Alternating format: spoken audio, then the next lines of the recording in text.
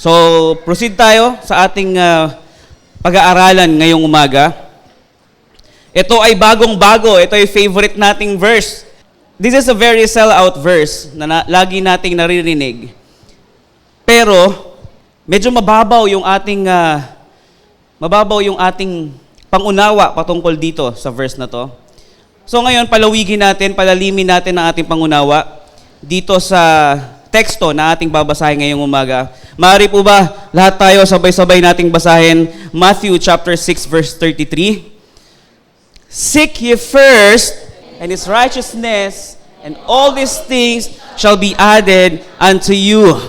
Excited ba kayo sa inyong nabasa ngayong umaga? Hindi ba nag-struck sa inyo yung all these things shall be added unto you? Hindi ba kayo na-excited dun sa all these things shall be added unto you? Eh, hindi daw. Nakakalungkot naman. Kaya pala wala nagsisik kasi ayaw nila ng all these things. Excited ba kayo sa all these things shall be added unto you? Sige, Tagalogin natin. Kayo ba ay excited? Kayo ba ay nananabik? Ha? Kayo ba ay nananabik sa lahat ng bagay ay may dadagdag sa inyo? Amen. Hallelujah! So today I want to declare, let me declare blessings to you today. So hallelujah, Lord, I declare by the authority that you have given me, I declare today that all of the ears, heart, may hear your words and understand every words that will flow into this place right now. In the name of Jesus. Amen. So ang title natin ngayong umaga, pag-aaralan natin, ay We Are to Seek His Kingdom First. Diba? Obvious naman sa binasa nating teksto that we are to seek His kingdom first. Amen? Anong sabi? First. Sino daw? Tayo. Sino daw? Tayo. Sino daw? Tayo. Sino daw? Sino daw? Yan. At least malinaw na tayo. So, tayo daw, kailangan unahin ang kaharian. Amen? So, we are to seek His kingdom first. Hallelujah. Alright. So, sa ating mga tao, hindi lamang sa mga Pilipino o sa kahit anong lahi, madalas ay marami tayong iniisip at ginagawa. Tama po ba? Amen? Totoo ba na maraming iniisip o ginagawa ang mga tao? Tama, mali? Hindi ba kahit na meron kang naisip gawin ngayong umaga, pero dahil na-distract ka into something, madalas nakakalimutan mo na yung dapat mong gawin sa umaga at nagagawa mo na yung distraction sa umaga. Nakuha natin? Di ba? Guilty tayo lahat dyan. Meron kang nakaset gawin bukas, magwawalis ka, magtatapon ka ng basura, magluluto ka. No? So yun yung mga errands tomorrow. Pero dahil kinaumagahan, pagising mo ng umaga, meron kang nakitang interesting, medyo na-distract ka, yun ang ginawa mo. So nabawasan na yung chores na dapat mong gawin. Maghuhugas ka dapat, magtatapon ka dapat ng basura, magwawalis ka, maglalaba, di ba? Pero dahil ang daming feeds sa Facebook, na-hook tayo. Ang daming feeds, ang daming interesting na pwedeng makita sa Instagram. Ang daming pwedeng panoorin sa Reels. Alam mo, usong-uso ngayon yung mga linking video, yung nadapa, tapos pag yung transition, iba na. Diba? Tapos, naghahanap ka ba ng bahay? Diba? Naghahanap ka ba ng kotse? So, doon tayo nalilid eh. Diba? Ang una nating pinapanood, yung nadapa, yung actual video. Tama, mali?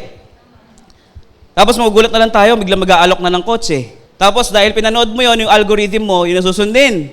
So halos yun na lahat ang napapanood mo. Imbis na nagawa mo na yung schedule mo na dapat gawin nung mga oras na yun at araw na yun, hindi mo na nagawa dahil na-delay ka na sa distraction. Tama, mali? Hallelujah. So to me, the greatest challenge on earth, this is the greatest challenge on earth. Ano yun? Dealing with the competing demands of alternatives that are vying for our time every day. Di ba? Anong oras ang call time? Ba, meron kang meeting or sa ministry na lang. Anong oras call time? 9, 8, or 2, or kahit anong oras call time yan, madalas nalilate, maaga naman nagising, pero kasi meron kang mga demands sa sarili mo na nagagawa na umuubos ng oras mo. Tama? Ano yon? Hirap na hirap kang pumili ng damit kung anong dapat mo suotin. Pinili mo na kagabi, kinabukasan ng suot mo na, nagbago kasi parang feeling mo hindi yata bagay ngayon. May pili ka ulit. Tama, di ba? Palagay ko sa mga lalaki, hindi yata applicable yon eh. So may mga tao na nasasayang ang oras dahil sa mga alternative demands. Tama, mali? Hindi ba? So marami tayong, mga alternate route. Yung pwede naman sana, sa diretso, shortcut na lang, dadaan ka pa sa ikot ka pa, so nasayang, daming nasasayang na oras. Ang daming nasasayang na panahon, ang daming nasasayang na energy. Di ba?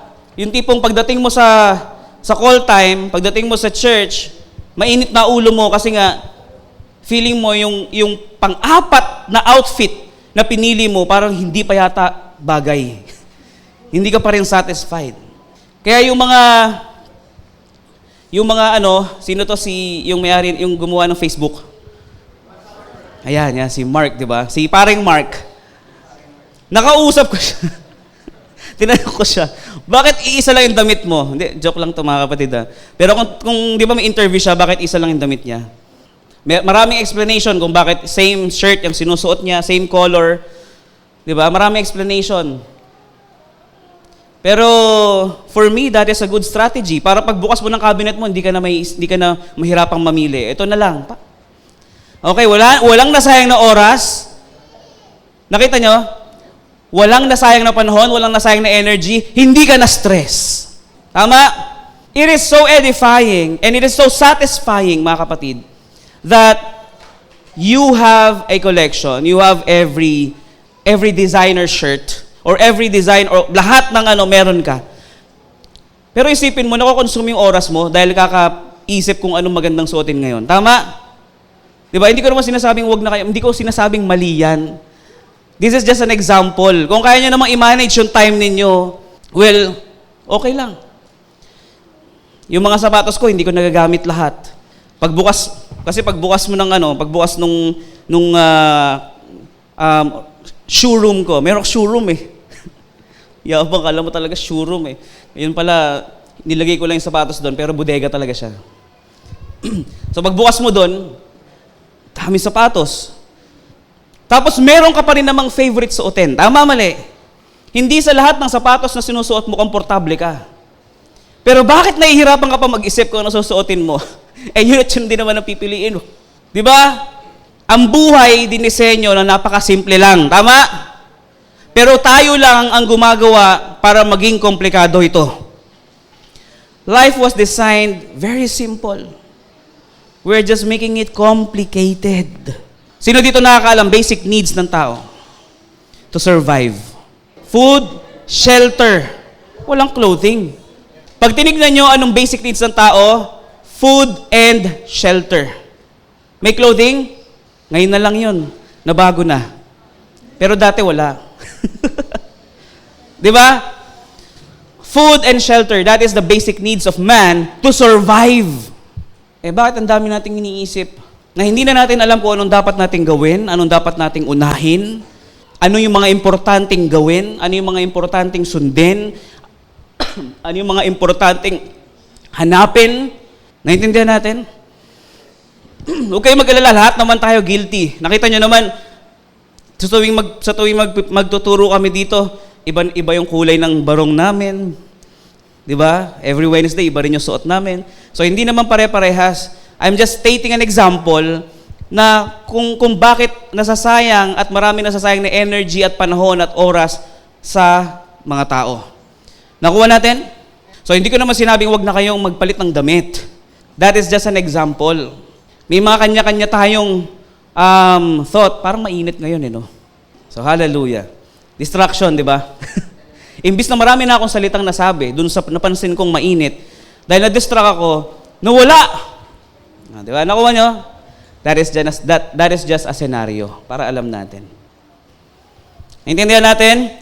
So, gusto nyo ba ng secret or strategy para ma-simplify yung ating buhay? Sino ditong may gusto ng strategy para ma-simplify yung buhay natin?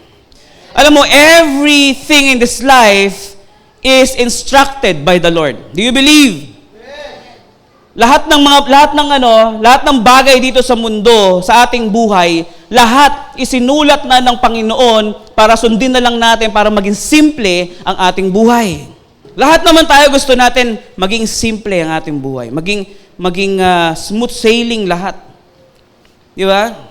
Ang daming ng tao yung sumusuko agad pag konting hirap lang ang naranasan eh. Marami naman meron naman mga talagang no pain no gain. Ngayon, I will give you a scheme to simplify our lives. Napaka-basic nito, mga kapatid. It is very simple to do this, but it takes a lot of courage and decision to do. Okay, ready na ba kayo? The key to simplifying your life is prioritizing or prioritization. Sabi mo sa katabi mo, prioritization. Prioritization. That is the key to simplifying our lives. Bakit? Tingnan nyo. Maraming mga tao magtatanong sa inyo, how can you do that? Di ba? Minsan may nagtanong sa akin, paano mo nagagawa yan, pastor? Yung pastor ka, tapos may asawa kang maganda, mukhang artista. How can you do that? Di ba? Ha? Paano niyo pong napagsasabay? Di ba? Paano niyo napagsasabay? Tapos, nagninegosyo kayo kahit papano. Meron kayong anak na cute, di ba? Paano napagsasabay? O yung ating head pastor, pinakapoging head pastor, no? Paano niya napagsasabay before, no? Pagiging pastor, pagiging contractor, pagiging tatay sa amin, halo-halo kami. 'Di ba? Isipin niyo na lahat ng klaseng anak kami 'yun. 'Di ba? Merong drama star. Pumunta ng Baguio, nakarating ng Isabela, next naman niya daw Taiwan or pag nasubukan niya yung Taiwan, alam niya na kung anong gagawin. So, ninakabahan ako. 'Di ba? Merong drama star. Meron kaming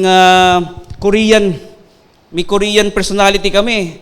'Di ba? Si Gab, opa yan eh. Tapos meron kaming Nicole, meron kaming Daniel, 'di ba? Meron silang napakapoging anak, panganay. So isipin mo, paano niyo napagsasabayan, pastor? 'Di ba, no, lahat tayo merong instances sa buhay, may magtatanong sa atin, paano niyo napagsasabay yung buhay niyo? Tinanong din sa akin, 'di ba? Tapos naging ano ka pa? Yung secretary sa HOA, kaya nag-resign ako sa HOA, hindi ko na kaya pagsabayin. So paano na pagsasabay? It's a matter of, or it's just all about prioritization, being organized, and discipline. Those three, mga kapatid, those three strategies is the key to balance your life. Hello, are you there? So, ano yung una? Prioritize. Pangalawa, organize and discipline. So, prioritizing, no, priority kasi protects you from doing everything. Amen? If you have priority, it will protect you in doing everything. Pag may priority ka, hindi mo gagawin lahat ng bagay. Hindi mo gagawin yung mga unnecessary things. Tama? Mali. May priority ka eh. Meron kang kailangan unahin. Then being organized, once na-set mo na yung priority mo, then you will have to organize the first things first. Ano yung una? You will organize everything. Di ba meron tayong sinasabi priority, first priority, second priority, third priority, fourth priority. Tama, mali? Pero iset nyo, number one priority dapat meron. Kasi pag marami kayong priorities at hindi nyo alam kung anong kailangan unahin, hindi kayo organize. Mahihirapan kayo sa buhay. That is practical speaking. So once na-set mo na yung priority mo, kaya nga very important is prioritization.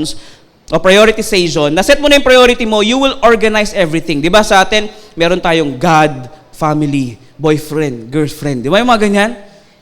God, family, crush, school. Ay, mas nauna yung crush bago school. Mali. God, family, school, or work.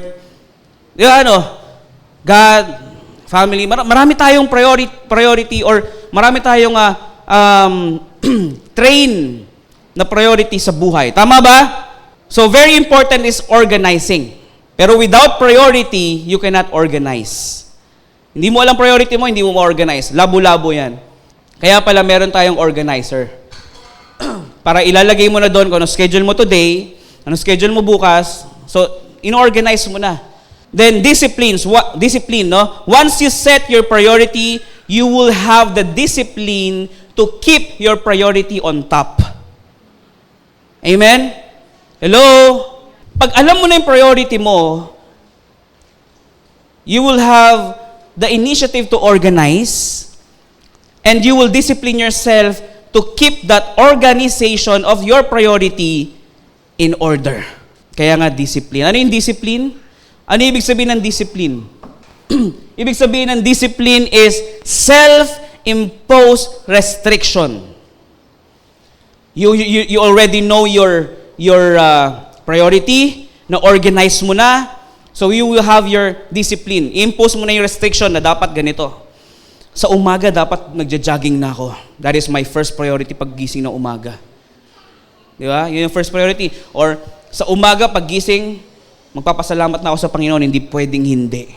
Every night, kahit minsan yung asawa ko nakakatulog na, pero madalas gising siya, kukunin ko yung kamay ng anak ko, pati sila. We will pray together. Yung anak ko, luluhod. Tapos, maya-maya, nakikita ko, nag-sneak out, binubuksan yung iPad kasi ang tagal ko mag-pray. So, priority eh. So, pag bago matulog, kailangan pray na kami niyan. Pag-gising sa umaga, pagpa-pray ko na sila. Kasi tulog sila pagka umaalis ako eh. Tapos, mag-workout, mag-exercise. Diba? So, siniset natin yung priority hanggang sa nawala na exercise. Di ba? Pero, at least meron kang plumb line. At alam mo ngayon kung paano mo ibabalik yung sarili mo doon sa plumb line, doon sa organization. Nakuha natin? So, importante yung tatlong yon to balance your life. No?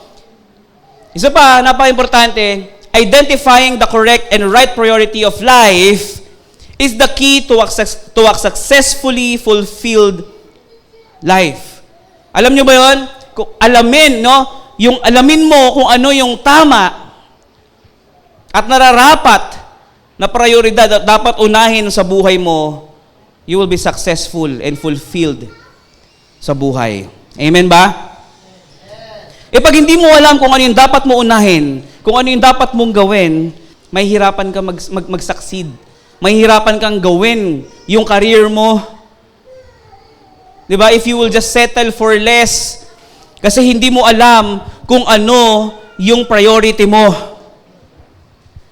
Tama? If you identify your priority, it will terminate every extra curricular in your life. Amen? Nung wala pa akong priority, lahat parang gusto kong gawin. Kung ano yung makita kong trending, kung ano yung makita ko sa Facebook, kung ano yung makita kong ginagawa ng tropa ko, parang gusto kong gawin. Di ba? Tama, mali. At ang daming masasayang na oras, panahon, pera, maraming masasayang. Yun na, nung hindi ko alam ang priority ko, ang dami kong gustong gawin. Di ba? Ang dami kong nasayang na panahon. bili ako ng ganito, brum, big bike pa ako, no? Hindi naman kailangan. Dahil naka-big bike lang yung mga pinsan ko, rides lang kami. Tapos na-experience na, na buntis yung asawa ko. Eh di may priority na ako. Benta ko ngayon kasi wala, sayang eh. Di mo naman magagamit. So magkakaroon ka talaga ng priority eh. Pero ang pinakamahalaga, dapat alam natin kung ano yung priority na in-instruct o inutos sa atin ng ating Panginoon. In this verse na binasa natin kanina, sa teksto natin, meron siyang dalawang instruction na ibinigay sa atin. Meron siyang 2 priorities na ibinigay. Ano yun? First is the kingdom of God. Second is the righteousness of God. So pag-usapan natin yung kingdom of God and the righteousness of God. Alright? So kingdom is the governing influence of heaven on earth. Amen? Ano yung principle ng kingdom? It is a government. Amen? Tama na, nakuha nyo? So, kingdom is a government. It is an influence. Righteousness means right alignment or right positioning with government authority. Okay. Naintindihan natin. Righteousness is the right alignment or in right position in the government. Ikaw ay nasa tamang katayuan, nasa tamang katuwiran, in line with the government. Nakuha natin? So anong sinabi niya? Una, no, meron tayong first, no? Seek first the kingdom.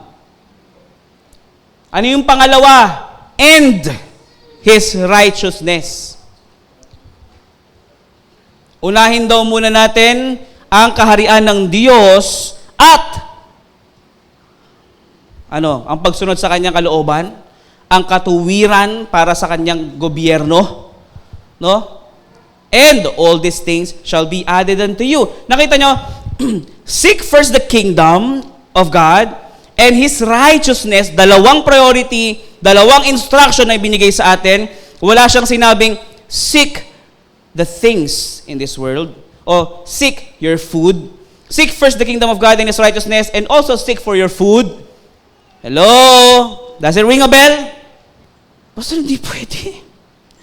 Hindi pwedeng hindi maghanap ng pagkain. Hindi pwedeng hindi maghanap ng hanap buhay.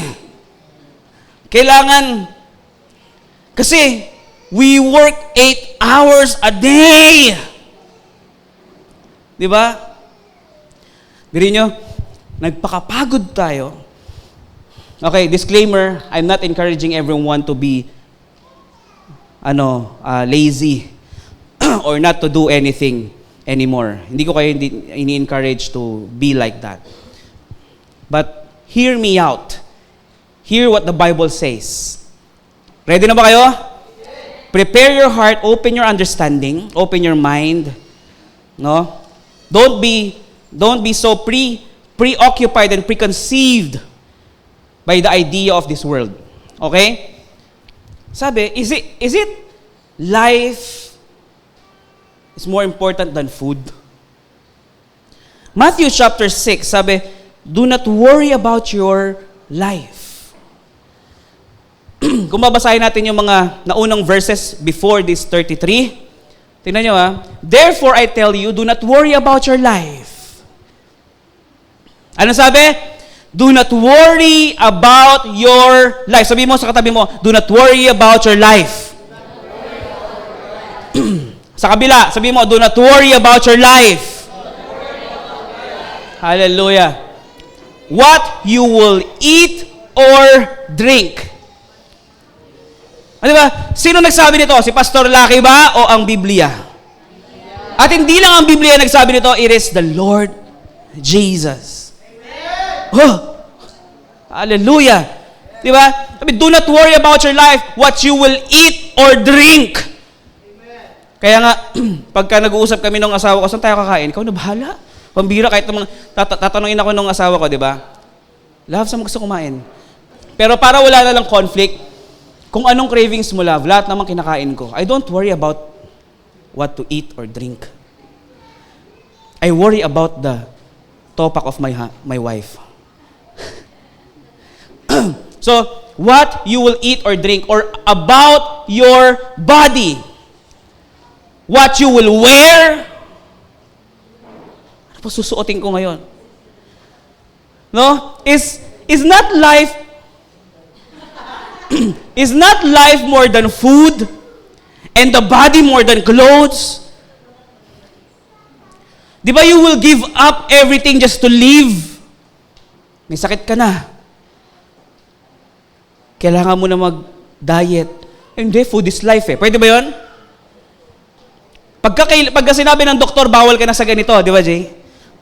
Pag sinabi ng doktor, bawal ka na sa beef, bawal ka na sa mga, ano ba yung bawal sa atin? Sa mga red meat, di ba? Kahit gustong-gusto mo, dahil mas importante yung buhay, you will prioritize your life than the comfort foods. Tama? Pag sinabi ng doktor mo, mag-ano ka na, huwag ka na mag-backless kasi pinupulmonya ka na. Di ba? Eh ikaw, syempre, fashion is life ka. Pero, di ba? Pag narinig mo na, doon sa mas nakakaalam, yung mga doktor, pag narinig mo na magsuot ka ng ganito kasi ganito na, para mabuhay ka ng matagal, magsuot ka ng unending grind jacket. Eh, di ba? Bibili tayo lahat ng unending grind jacket. Tama, bali? Kasi gusto nating mabuhay ng matagal. Tama? Hello? Naintindihan ba natin? Pero, bakit sa buhay natin, ang dami nating sinasayang na oras, worrying what to eat and what to wear? Tingnan nyo mabuti ha. Look at the birds of the air. They do not sow or reap or store away in barns. And yet your heavenly Father feeds them. Sino nagpapakain? Your heavenly Father feeds them. Are you not much more valuable than they? Di ba mas importante kayo kaysa dun sa mga ibon? Aba, pambihira, mga kapatid. Ganun pala ka-powerful yun. Can any one of you, by worrying, add a single hour to your life? Di ba? We are so much pressured in this world kasi parang nakikita mo na pag-iiwanan ka na. Pero hindi mo kailangan mag-alala dyan. Worry about not following the instruction of God. Next, tingnan nyo mabuti. Sino daw yung mga naghahabol dito? And why do you worry about clothes? See how the flowers of the field grow? They do not labor or spin. Di ba? Tingnan nyo mabuti. Sabi dito, yung bulaklak na dadamitan ng Panginoon ng ganong katindi, not even the splendor of the King, clothed in majesty. Di ba? Yung splendor ni Solomon, kahit sila hindi nasuotan ng napakagandang damit na katulad ng sa bulaklak. Di ba? Tama, mali. Next. So do not worry saying what shall we eat? Kasi ang umahabol lang dito is the pagans. Sino dito pagans? Wala! Walang pagans. Lahat tayo ay kingdom citizen. Sino daw yung mga umahabol lang sa ganyan? Sino lang yung mga humahabol dito? Mga pagans. Alam niyo yung pagans? Yung mga unbelievers. Di ba? Kasi they seek for things. Kasi hindi naman nila alam ang instruction ng Panginoon. Bakit nila aalamin? Bakit nila susundin? Eh, hindi naman sila miyembro ng kaharian ng Diyos. Tama, mali. Pero kung tayo ay miyembro ng kaharian ng Diyos, dapat nating sundin ang nararapat na utos ng hari. Amen? Yes. Hallelujah. Our priority should be a place and a position. Ano yung place? It is the kingdom of God. Ano yung position? Your righteousness. The righteousness of God. Amen? Ito dapat yung priority natin. Naintindihan natin? gusto nyo malaman kung ano yung itsura when when God instructed us to seek first the kingdom and His righteousness, and all these things shall be added unto you. Pwede akong tumawag ng volunteer. Pwede ko tawagin si Bricks. Yan. Si AJ. Yan, AJ. At saka si... Sino kaya? Si Ramil. Yan, si Ramil. Ayan. Pila kayo? Ay, dito ka, harap ka dyan. Dito ka, Ramil. Sa gitna. Yan. Hallelujah. Pwede pa ako, isa pa. Si Boss Daniel. Yan. Yan. Alright. This is us. Okay? This is the kingdom of God and His righteousness. What we need to do and what we want to do is to be stuck in the middle. We need to be stuck in the middle. Ano itsura? Harap ka dito. You will seek the kingdom of God first and His righteousness. Harap ka dito. And all these things shall be added unto you. Ngayon, you know life is circle. Alam nyo ba yon? O sige, ikot kayo. Ikot kayo.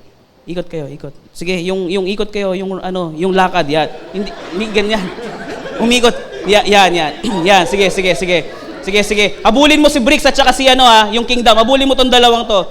Ikaw, wala kang ibang direksyon kung hindi papunta dito. Hindi ka pwede mag-counter. Kasi ang sinusundan mo rin, ang magnet mo is the kingdom. You belong to this. Okay? Nakuha mo? Dito, sige, ikot ka ulit doon. Dito ka. All these things belongs to the kingdom and the righteousness.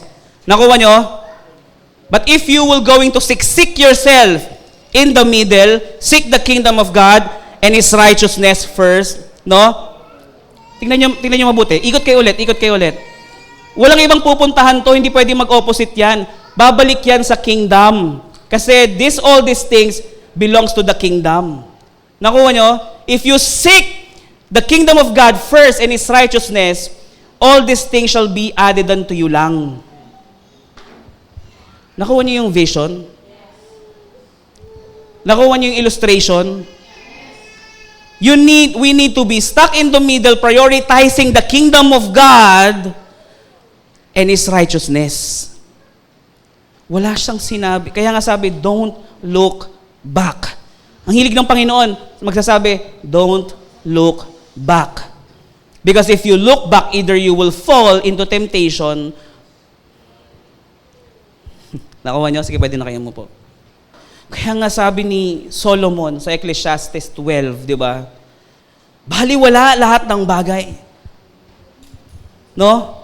Biri mo, pinaghirapan mo yung mga bagay na meron ka ngayon, na pag tayo ay lumipas na, tayo ay namatay, after how many days, after how many months, may iba nang nakikinabang nung pinaghirapan mo. At yung ibang nakinabang nung pinaghirapan mo, mamamatay din. Merong ibang makikinabang din nung pinaghirapan mo. Amen? Take a look at this, mga kapatid. God is making our life so simple and easy. Pinapagaan ng Diyos ang buhay natin. Pinapahirap lang talaga natin. Kasi we don't know what to prioritize. That is very simple. Seek the kingdom of God first and His righteousness. But the distraction is there. Nakuha nyo? Para sabi ni Solomon, but instead, love God and keep His law. Ayun yung law. Ano yung law na sinasabi? Seek God first and His righteousness. Nakuha nyo? Baliwala lahat ng bagay. Ang pinaka-importante palang bagay sa mundo ay mahalin ang Panginoon. Ay, kilala niyo ba si Solomon? Si King Solomon, mga kapatid, ay napakayaman. Siya ang pinakamayaman na itala sa buong mundo hanggang ngayon. Pero sabi niya, walang ibang mas importante. Mas importante ang ibigin mo na lang. Ibigin mo ang iyong Panginoon at gawin mo ang kanyang kalooban, ang kanyang mga utos. Amen? Matthew chapter 5, verse 6. Blessed are those who are hunger and thirst for righteousness. Ito, mga kapatid, before i-state yung Matthew 6:33, ang sabi niya na, blessed are those who are hunger and thirst for the righteousness. Sa John chapter 4, verse 32, sabi ng mga disciple, no, Lord, we need food. Kailangan natin kumain.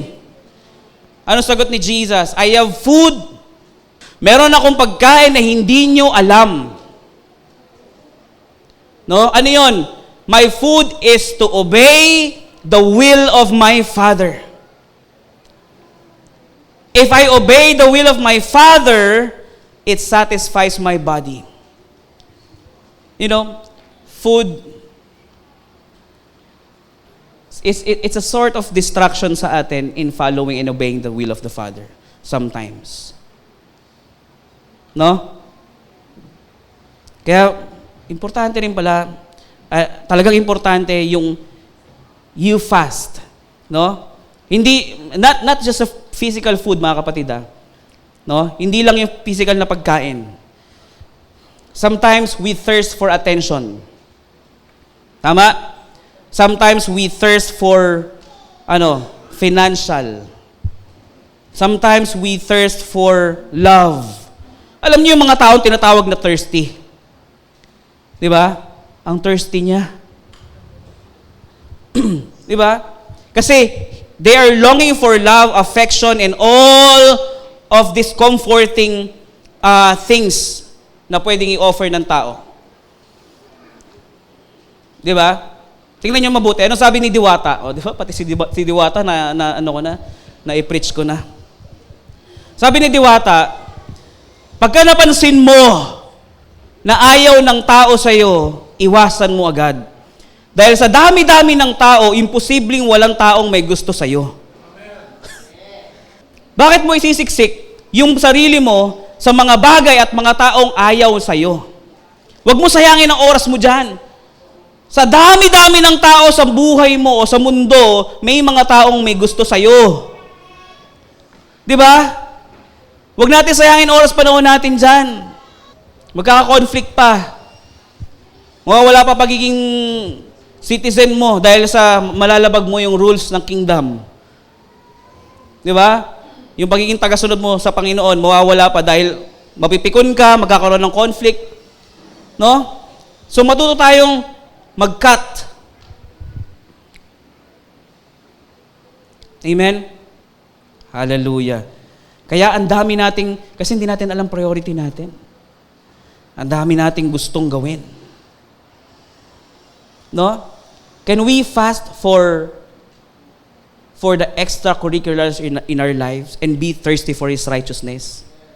No? Pwede ba nating wag muna tayong mauhaw sa mga bagay sa mundo? Diba? Kasi lagi tayong uhaw. Sa'yo'y uhaw. Laging uhaw. Diba? Wala na kayong pera, ba't ka pa bumibili? Kasi hindi mo alam priority mo eh. Ang priority mo, kape? Hindi yung kape. Kasi ang dami naman pwedeng inumin na kape. Ang priority niya is the profile. Tama, mali? Di ba? Yung profile. Kayo nang bahalang mag-isip kung ano yun. Di ba? Religion always misses the mark. Di ba? Akala natin, we need to seek for what? We need to seek for healing, we need to seek for deliverance, we need to seek for prosperity. Di ba? Isa lang naman ang pinapriority ng Diyos sa atin ay dalawa. The kingdom of God and His righteousness. And all these things, hindi lang material things, pati yung healing, yung deliverance, prosperity, lahat naman yun kasama. Bakit inuuna natin healing? Kasunod na lang yun Ba't inuuna natin yung deliverance? Ba't ang daming inuuna? Kasi that is the work of a religion. That is a religious mindset and not a kingdom mindset. We have our different kinds of point of view. Tama? Lahat tayo may kanya-kanyang POV sa buhay. Maaring sabihin mo, ay, iba-iba yung POV mo, pastor eh. Diba? Kasi ito pinakamahalaga sa akin. Pag hindi ko ginawa to, baka masira career ko. If you consider yourself as a member of the family of God and under the kingdom of heaven, dito lang tayo nagtutugma sa dalawang instruction ng Panginoon na to. And after this, after we obey this, seeking the kingdom and His righteousness, bahala na kayo kung ano nakasunod. Doon na tayo magkakaiba. Pero dapat dito sa dalawa, tayo ay nagkakaisa. Nakuha ba natin? Let's carry the right knowledge today. Number 1, the right motivation. Do we have the right motivation today? Bakit kayo nandito ngayon sa church? Okay. Sige, tanong mo ang katabi mo, bakit kayo nandito ngayon sa church? Ha? Ano daw? Are you here because you know that God is a provider? Are you here because you know that God will heal you? Are you here because you know that you will be comforted here? Diba? Mako-comfort kasi kayo dito, mababawasan kasalanan nyo, you will feel better. So maraming ganyan, diba?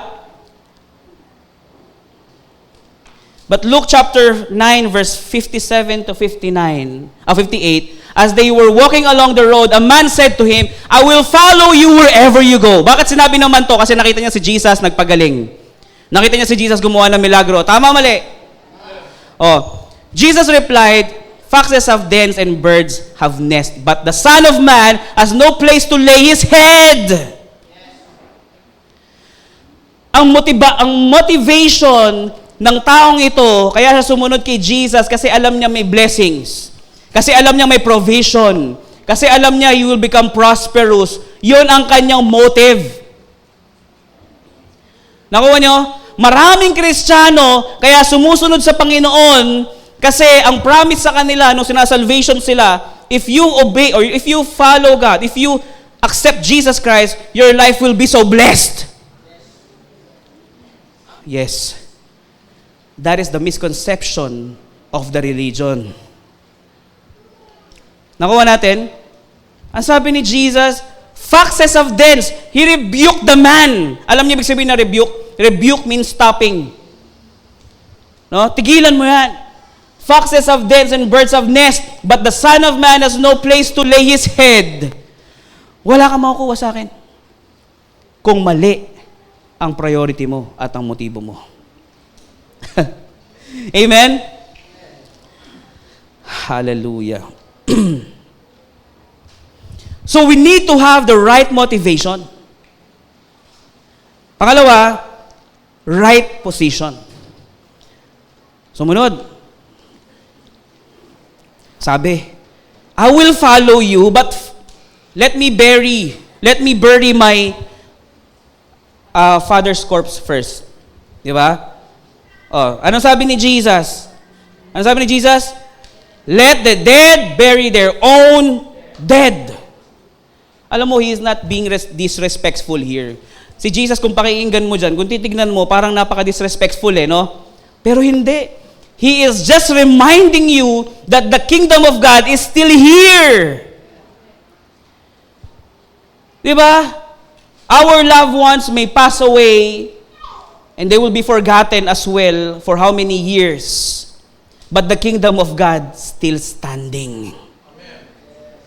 So bakit ka magpapadala? Bakit ka magpapadelay doon sa nangyari sa buhay mo wherein you need to seek first the kingdom of God. You need to prioritize the kingdom of God. Amen? He is not being disrespectful. He is just positioning you. Because we need the right position. Amen? Ano yung position? Ano yung right position? The righteousness of God. Amen? Hallelujah. Amen. Sunod is living for the kingdom. Still another said, I will follow you, Lord. But, let me say goodbye first to my family. Relate? Sino nakaka-relate? Kailangan ko muna magpaalam sa parents ko bago ako magpabaptize. Kailangan ko muna magpaalam sa parents ko bago magpa-convert. Marami kayo narinig na ganyan? Marami kayo na-experience na ganyan? May na-encounter ba kayong ganyan? Kailangan ko muna magpaalam sa ganito bago ko magdesisyon. Alright. Still another said, I will follow you, Lord, but first let me go back and say goodbye to my family. Jesus replied, no one who puts a hand to the plow and looks back is fit for service in the kingdom of God. No? Kung gusto mo talagang i-pursue ang kaharian ng Panginoon, don't look back. Huwag ka nang bumalik. I mean, huwag ka nang lumingon sa likod. Kaya nga, ang Panginoon talaga napakahilig sabihin, don't look back. Kasi maaari kang ma-tempt, maaari kang ma-offend. Kasi ang dami sasabihin sa'yo ng tao, tama? Di ba? So don't look back. Just pursue the kingdom of God. Kaya seek ye first. Hallelujah. Luke chapter 6, 61 verse 62. When God instructed you to do it now. Amen? Do not delay. Ito talaga yung literal na do not delay. Amen. Alam mo, sabihin ko sa inyo, kaya nakakagilo yung mga bata because the priority of the kingdom is the children. Alam nyo ba yan? Luke chapter 18 verse 15 to 17. Sabi, people were also bringing babies to Jesus for Him to place His hands on them. When the disciples saw this, they rebuked them. But Jesus called the children to Him and said, let the little children come to me and do not hinder them, for the kingdom of God belongs to such as this. Truly I tell you, anyone who will not receive the kingdom of God like a little child will never enter it. Why? Because children are like a blank paper. Na kung ano yung ituro mo sa kanila, yun na yun. Wala ka nang kailangan i-reset. Wala ka nang kailangan baguhin. Kaya nga, children are very critical. Dahil kung ano yung nakikita nila, gagayahin nila. Noong nakaraan, sumundo kami sa airport, kasama ko si Tita Jean. Kung ano yung sinabi ni Tita Jean, ginaya ni Brielle. Ayoko na lang sabihin dito eh. Madalas kami, pagka kasama namin si Brielle, I love you, Ate Brielle. Di sasabihin niya din, I love you, Ate Brielle, pambihira. Pero pag yung nanay niya nagsasabi, I love you, Ate Brielle, I love you too, Mommy. Pag ako na nagsasabi, I love you, Ate Brielle, I love you too, Ate Brielle. Ang hirap. Hindi kasi tinuturuan ng nanay, dapat sabihin mo din, I love you, Daddy. Hindi, pero ano naman siya, pagka nagpe-pretend to sleep ako, pretend to sleep. Kikis ako sa lips. Ang galing talaga ng anak ko. Ito yung gusto ng Panginoon mangyari sa atin. We must be like a little children. Reset your mind. Sabi ng Panginoon, renew your mind. Do not conform to the pattern of this world. But seek ye first the kingdom of God and His righteousness, and all these things shall be added unto you. Alam niyo yung verse na yon? Alam niyo yung verse na yon? Yung do not conform any longer to the pattern of this world, but be transformed by the renewing of your mind, and seek first the kingdom of God.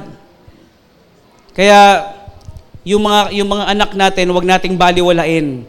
Train up a child in the way that they should go. Di ba? Unless we empty ourselves, we cannot enter the kingdom of God. We need to empty our preconceived minds.